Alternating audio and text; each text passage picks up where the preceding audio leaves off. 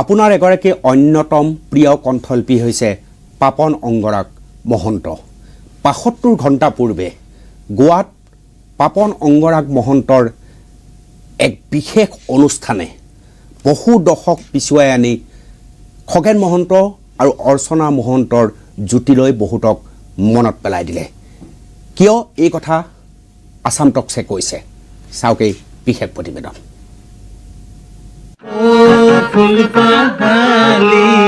কোনে পাহৰিব খগেন মহন্ত অৰ্চনা মহন্তৰ জুতি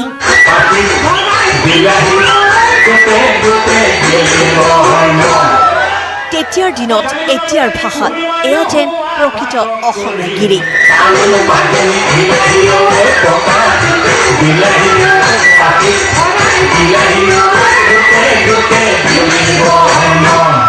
আৰু এতিয়া পিতৃ-মাতৃৰ এই অসমীয়া গিৰি ৭২ ঘণ্টা পূৰ্বে যেন দেখুৱালে পাপন অংগৰাগ মহন্তই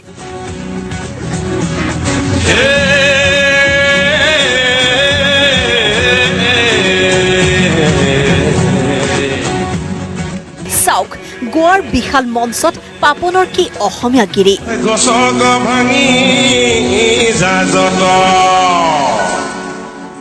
আন্তঃৰাষ্ট্ৰীয় মঞ্চত পাপনৰ এই অসমীয়া গিৰিত শৰীৰ ভংগীমাৰে যেন আদৰিলে ছুপাৰষ্টাৰ অমিতাভ বচ্চন সলমান খান আৰু অলেখ তাৰকাই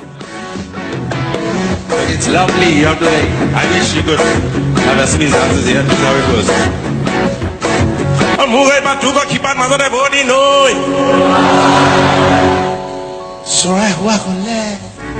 If I was a bird, I'll fly to you. চৰাই হোৱা হলে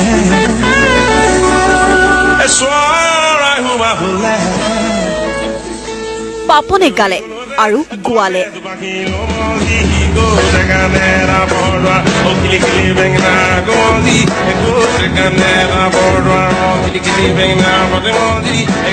পাপনৰ এই অসমীয়া গিৰিয়ে বহু পৰিমাণে মনত পেলাই দিলে গাঁৱে গাঁৱে ভ্ৰমি ফুৰা খগেন মহন্ত আৰু অৰ্চনা মহন্তৰ জুতিলৈ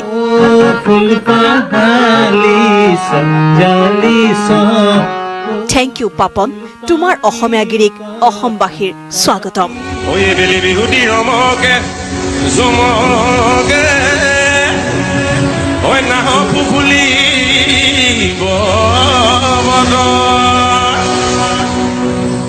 ব্যুৰো